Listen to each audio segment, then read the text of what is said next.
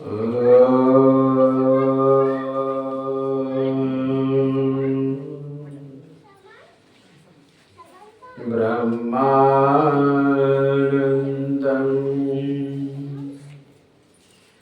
परम सुखदं केवलं ज्ञानमूर्तिं द्वन्द्वातीतं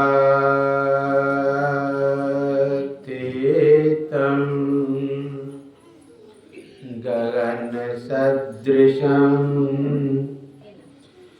तत्त्वमस्यादिलक्ष्यम् एकं नित्यं विमलमचलं सर्वसाक्षिभूतं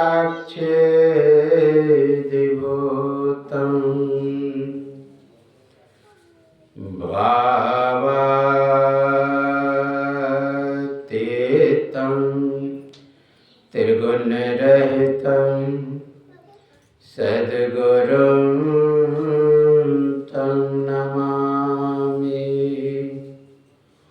सद्गुरुं तं नमामि। श्री सद्गुरु महाराज की जय। सभी आशाओं को त्याग करके हम लोगों को जय घोष करना चाहिए।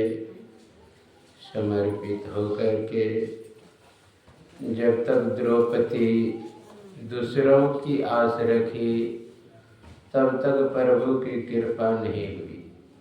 इसलिए तेरा तुझको सौंपता क्या लागत है मोर, ऐसी भावना होनी चाहिए। आप जानते हैं द्रौपदी जब भरी सभा में खींचकर दुशासन द्वारा लाए गए तो द्रौपदी सोचती है कि मैं ऐसे की सभा में हूँ कि जब तक हाथ में अस्त्र हो तब तक पराजय का मुख ना देखना पड़े, अर्थात द्रोणाचार्य। उसके ओर दृष्टिपात किए तो देखते वह सर झुकाए बैठे। फिर सोचते कि मैं ऐसे की सभा में हूँ जब तक मरने की इच्छा ना हो तब तक मृत्यु देवता भी बैठ करके प्रतीक्षा करे, अर्थात इच्छा मृत्यु का कवच पहन करके बैठा हो भीष्म पितामह। सोचती है कि उसके भी सभा में क्या ऐसा दुर्व्यवहार देखने को मिलेगा, लेकिन उसके ओर भी दृष्टिपात किए तो वह भी सर झुकाए बैठे थे। फिर सोचती है कि किसी का एक पति रहता है तो वह दुर्व्यवहार देखने को नहीं मिलता है, मेरे तो 5 पति है। और उसके ओर भी देखती है तो वह भी सर झुकाए बैठे। फिर अंतिम में सोचती है मैं छत्रानी हूँ, मैं अपना रक्षा स्वयं कर सकती हूँ। जोर से सारी को पकड़ी लेकिन एक भी न चली। अंतिम में कहते दुख हरो द्वारिका नाथ शरण में तेरे। दोनों हाथ उठा करके जब पुकार लगाई कोपिनो गता है एन कौड़व कसमलात द्रौपदी चौ परित्राता है। इतना वस्त्र आया कि दुशासन को कहना पड़ा नारी बीच सारी है कि सारी बीच नारी है, नारी ही सारी है कि सारी ही नारी है। इसलिए जब समर्पित होकर के जय घोष करेंगे तो अवश्य कृपा होगी। जोर से जय घोष करें। बोलिए श्री सद्गुरु महाराज की जय। एक बार और हो जाए श्री सद्गुरु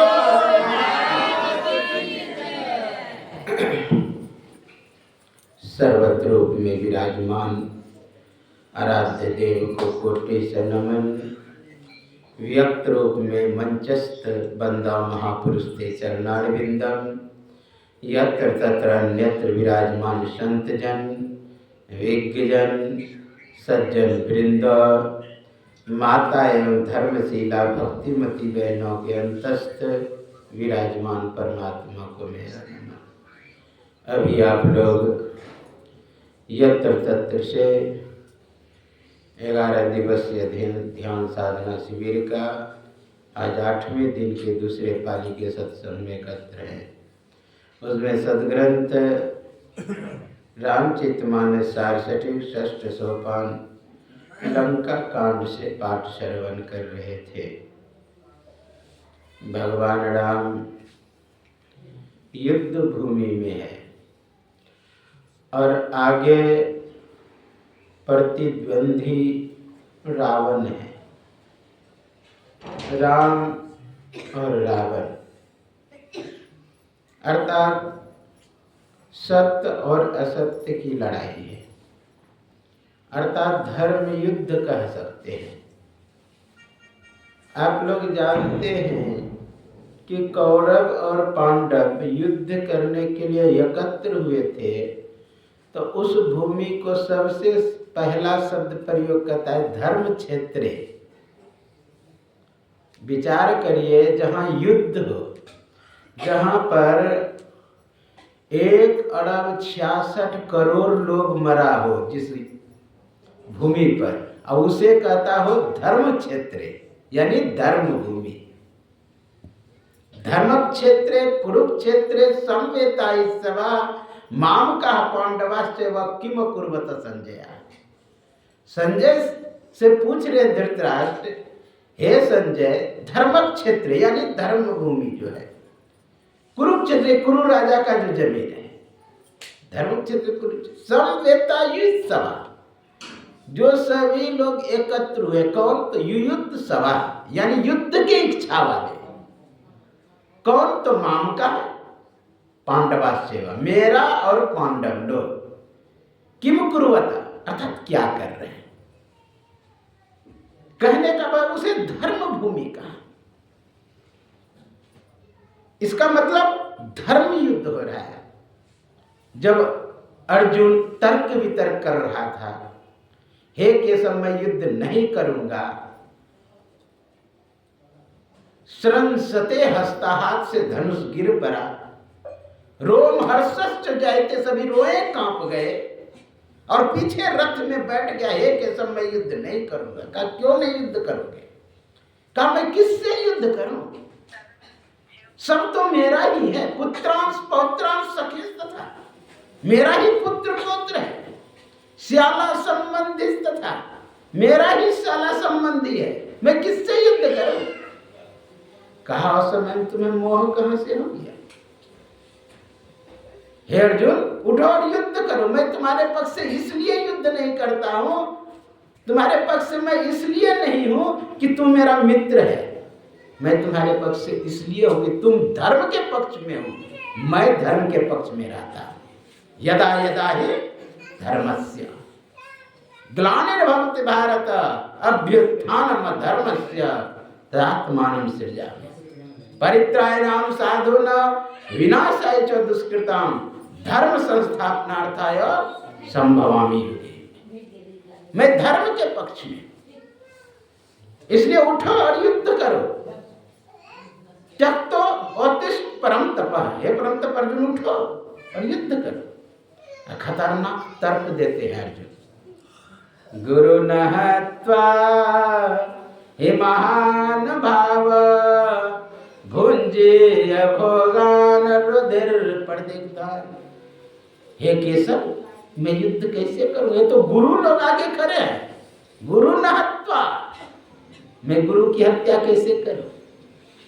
इससे अच्छा तो मैं भिक्षा का अन्न खाना पसंद करूंगा, लेकिन इसके रुधिर से सने हुए धरती का उपभोग करना मैं नहीं चाहता।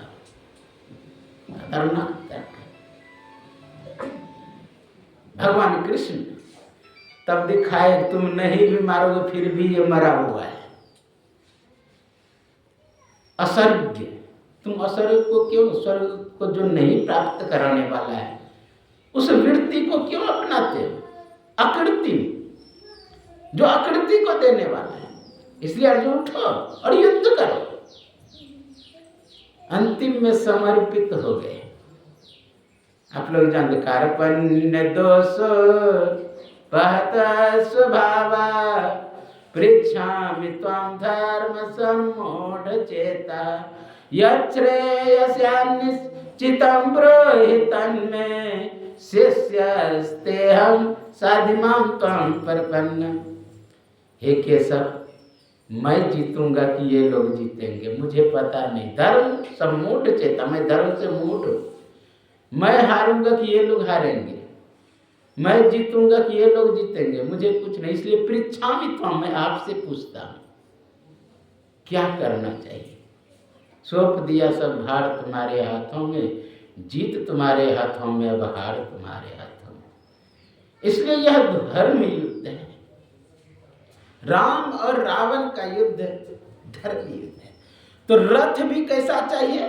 धर्ममय रथ होनी चाहिए। अस्त्र शस्त्र भी कैसा होना चाहिए? धर्ममय अस्त्र शस्त्र होना चाहिए। यहाँ पूरा वर्णन किया है कि कौन सा धर्म रथ है, कौन सा अस्त्र शस्त्र धर्ममय है। बहुत सुंदर व्याख्या अभी आप लोग सुने। सौरज धीरज तहि रथ चाका, यानी रथ में किस चीज की आवश्यकता होती है, किस पर वो गति करता है, किससे वो चलता है? पहिए पर, चक्के पर। तो कहा चक्का क्या है रथ का? सौरज और धीरज। सुरता होनी चाहिए, हाँ हम जीतेंगे, ये हिम्मत होनी चाहिए, अंदर से मजबूती होनी चाहिए। यह नहीं कि युद्ध भूमि से भाग जाए।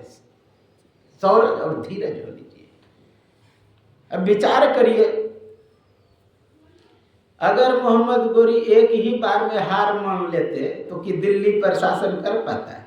विचार करिए, कई बार पृथ्वीराज चौहान को से 17 बार युद्ध किया, हर बार माफ कर देते थे पृथ्वीराज चौहान, 18वां बार जीत लिया। भगवान कृष्ण से जरासंध एक बार नहीं, 2 बार नहीं, 3 बार नहीं, पूरे 18 बार चढ़ाई किया है मथुरा पर, और 19वां बार भगा दिया कहाँ? समुद्र के बीच में, वहां द्वारिका उसे बसाना पड़ा। कितनों बलिष्ठ से बलिष्ठ विरोधी हो, अगर धीरज है आपके अंदर कि मैं जीतूंगा युद्ध, 1 बार नहीं, 2 बार नहीं, 3 बार नहीं। देखिए हिम्मत कितना जरासंध को, पूरे सैनिक मर गया, अपना केवल बच गया, फिर सैनिक संगठित किया, फिर हारा, फिर सैनिक संगठित किया। एक देश से नहीं हो पाए, दूसरे देश से, यहां तक कि आप लोग जानते हैं एक काल यवन था, यवन देश का, वहां से गठबंधन किया है जीतने के लिए। गठबंधन करना पड़ता है जीतने के लिए, तो गठबंधन किया। अब विचार करिए कैसे कैसे सबको बुला बुला के गठबंधन किए, तब अंतिम में सफलता मिली। भगवान कृष्ण को भागना पड़ा, समुद्र में घर बनाना पड़ा जाके। ये है धीरज। धीरज अगर नहीं है तो काम नहीं सफल होगा। इसलिए कह रहे कि सौरज धीरज तहि रथ चाका। भगवान राम अपने मुखारबिंद से कहे विभीषण को, जब विभीषण अधीर होने लगा, भक्त की भावना है, भक्त का हृदय है विभीषण का, इसलिए करे हे प्रभु। देखिए भक्त का हृदय क्या होता है? हम दुखी हो जाए, भगवान को दुख ना हो। मैं परेशानी में हो जाऊं कोई बात नहीं, भगवान परेशानी में ना आवे। ये होता है भक्त की भावना। आप लोग जानते हैं कि एक बार भगवान कृष्ण के पेट में दर्द हुआ, कहा कि इसका दर्द ठीक हो सकता है, लेकिन कोई इससे प्रेम करने वाले जो वो चरण धो करके दे दे और वो पान कर लेंगे ठीक हो जाएंगे। कहा सबसे कौन अधिक प्रेमित? रुक्मणी। उसके पास गए, कहा कि देखो भगवान कृष्ण दर्द से तड़प रहे हैं, अंदर से व्याकुल है, परेशान है। वैद्य बोले हैं कोई चरण धो करके अगर दे देंगे, भगवान कृष्ण उसका चरणामृत पी लेंगे जो प्रेम करते हैं इससे, तो उसका दर्द ठीक हो सकता है, जल्दी धो करके दे दो। कहा ना बाबा ना, मुझे नरक में भी जगह नहीं मिलेगा, जिसको अपना चिंता है, नरक बचाने की चिंता है, तो खाद प्रेम करती है। सत्यभामा के पास गए, जामवंती के पास, सत्या, भद्रा, कालंदी, सब फैल। अंतिम में गए राधा के पास। राधा से कहते भगवान कृष्ण बहुत तकलीफ में है, दुख में, व्यथित है, दुखी है। वैद्य बोले कि चरण धो करके कोई प्रेमी दे दे तो उसका दर्द ठीक हो सकता है। तुरंत चरण धो करके दे दे। तो कहते हैं कि अरे नरक में भी जगह नहीं मिलेगा। कहा मैं भगवान से प्रार्थना करती हूँ कि नरक में ही मुझे जगह दे, जिससे प्रीतम सुखी हो जाए, वही मैं चाहती। कहने का भाव क्या है कि स्वामी खुश रहे, सेवक सेव भाव लिए रहे, पराभक्ति सुंदर कहे, सेव्य भाव रहनी चाहिए। तो यहाँ पर विभीषण अधीर होकर के, हे प्रभु आप कैसे जीतेंगे इस दुर्जय शत्रु से, जो बड़े बड़े अस्त्र लेकर के युद्ध भूमि में आए हुए हैं, परमाणु बम लेकर के आए हुए हैं, कैसे आप युद्ध करेंगे। तब भगवान राम कहते सुनहु सखा कह कृपा निधाना, जही जय होए सयंदन। कहा जिससे जय होती है वह दूसरा ही रथ है। सुनो सखा, हे सखा सुनो। आश्चर्य की बात, जहां जहां उपदेश का वाक्य आया है ना, वहां वहां सुनने की बात जरूर आए। यहाँ पर कह रहे सुनहु सखा कह कृपा निधाना। नवधा भक्ति जिस समय दे रहे हैं उपदेश, उस समय भी कह रहे हैं नवधा भक्ति कहो तो ही पाए, असावधान सुनो धर्म मन माए। शुरू में रामचरितमानस उल्टेंगे, उसमें भी लिखा सुनी समझहि जन मुदित मना। गुरुदेव का उपदेश वाक्य निकालेंगे पदावली में, लिखा हुआ सुनिए सकल जगत की वासी। जहां उपदेश प्रारंभ होगा वहां सुनने की बात अवश्य आता है। और लोग सुनेंगे नहीं तो समझेंगे क्या, समझेंगे नहीं तो करेंगे क्या, करेंगे नहीं तो पाएंगे क्या। सुनते हैं समझने के लिए, समझते हैं करने के लिए, करते हैं पाने के लिए। इसलिए सावधान सुनो। यहाँ का सुनो हो सका, हे सुनो, जो रथ है धर्ममय रथ, और जो अस्त्र है जो धर्ममय अस्त्र है, उसका मैं वर्णन कर रहा हूं। सुनो सखा का कृपा। तो जानते सौरज धीरज तहीरथ का, सत्य सील दृढ़ ध्वजा पताका। सत्य और सील ये क्या है, दृढ़ ध्वजा और पताका। जानते हैं रथ में ध्वजा होता है जिसमें पताका लगा हुआ रहता है, धर्म ध्वज भी कहते हैं। तो वह दृढ़ ध्वजा पताका, उतना समय ने व्याख्या सौरज धीरज तहीरथ का, सत्य सील दृढ़ ध्वजा पताका। बल विवेक दम परहित घोड़े, 4 घोड़े का वर्णन है। बल विवेक दम परहित, ये 4 घोड़े। रथ में क्या होते हैं, घोड़े गति करने के। अब आगे वर्णन आएगा अस्त्र शस्त्र का। बल विवेक दम परहित घोड़े, क्षमा कृपा समता रजो तोरे, जिससे कंट्रोल किया जाता है। ये 4 रस्सी का भी वर्णन आया। ईश भजन सारथी सुजाना, इस तरह अनेकों उपदेश है, बाबा से भी सुनेंगे। अंतिम एक में कहता कवच अभेद विप्र गुरु पूजा, यही सम विजय उपाय ना दूजा। कवच अभेद यानी अस्त्र शस्त्र की जब वर्षा मेरे पर हो, छेद करके अंदर ना हमारे शरीर में ना लग जाए, तो सुरक्षा भी चाहिए। सुरक्षा क्या है, कवच अभेद विप्र गुरु पूजा, यानी गुरु की पूजा अभेद कवच है। अभेद कवच। भगवान राम अपने गुरु के साथ पहुंचे हुए हैं धनुष यज्ञ में। और धनुष यज्ञ में जब पहुंचे हुए तो वहां अनेकों राजा एकत्र हैं। कितना, 10,000 राजा एकत्र हैं। किस लिए, धनुष तोड़ने के लिए। भगवान राम भी पहुंचे हुए हैं।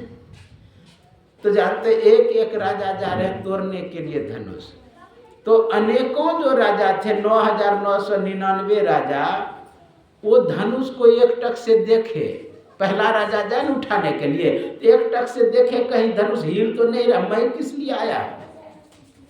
अब जो देखे ना तो नकारात्मक तरंग जो जा रहा था वो धनुष को वजन कर रहा था, नकारात्मक तरंग। और भगवान से प्रार्थना करता था, हे प्रभु इससे धनुष नहीं टूटे, क्योंकि मैं किस लिए आया। ये 9,999 राजा जो है नकारात्मक तरंग छोड़ रहा था। सभी प्रार्थना कर रहे थे भगवान से, हे प्रभु इससे धनुष नहीं टूटे। तो वो वजन जो कर धनुष उठ ही नहीं रहा था। फिर वो लौट के आ गया, अपने कुर्सी पर बैठ गया। फिर दूसरा राजा गया, दूसरा राजा गया, वो भी चाह रहे कि एक उंगली से, ये जो 9,998 राजा है ये तो प्रार्थना कर रहे हैं प्रभु इससे भी धनुष नहीं टूटे, लेकिन वो जो लौट के आ गया वो कहता है हे प्रभु मेरा नहीं हुआ ना, मेरे से नहीं टूटा तो इससे भी नहीं टूटे। अब वो भी नकारात्मक तरंग छोड़ रहा था, तो ये धनुष को वजन कर रहा था। भगवान राम क्या किए, वहां जाकर के वहां गए तो डायरेक्ट उठाने नहीं लगे, गए पहले सीता की ओर देखे, उसके बाद गुरु की ओर देखे ना तो देखते रह गए। और सभी सोचता है कि ओ इसको शक्ति नहीं है, गुरु की ओर देख रहे हैं। अब मैं बोलना छोड़ के अगर इधर देखना शुरू करूं, संजय बाबू उधर बैठे हुए हैं, अब उधर देखना शुरू करूं, कितना प्रतिशत मुझे देखेंगे। आप सोचेंगे बाबा उधर क्यों देख रहा है, सब उधरे देखेंगे। सब क्या किया, जितने 10,000 राजा थे सब देखने लगे गुरु की ओर। इतने में नकारात्मक तरंग क्या हुआ, गुरु की ओर चले गए। इतने में धनुष उठाए, कोई देखा और देख भी नहीं पाया, धनुष टूट गया। कवच अभेद विप्र गुरु पूजा, यही सब विजय उपाय न दूजा। इसी से विजय होता है। इसलिए अंत साधना करेंगे हम लोग भी। रोज जो बैठते हैं ये युद्ध भूमि है, आओ वीरों मर्द बनो, अब जेल तुम्हें तजना होगा। मन निग्रह के समर क्षेत्र में सन्मुख तेरा डटना होगा। इस युक्ति से चलेंगे तो हम विजय हो जाएंगे, अपना परम कल्याण हो जाएगा। यही आपके सेवा में कहा, बाबा सुनाएंगे। बोलिए श्री सद्गुरु महाराज।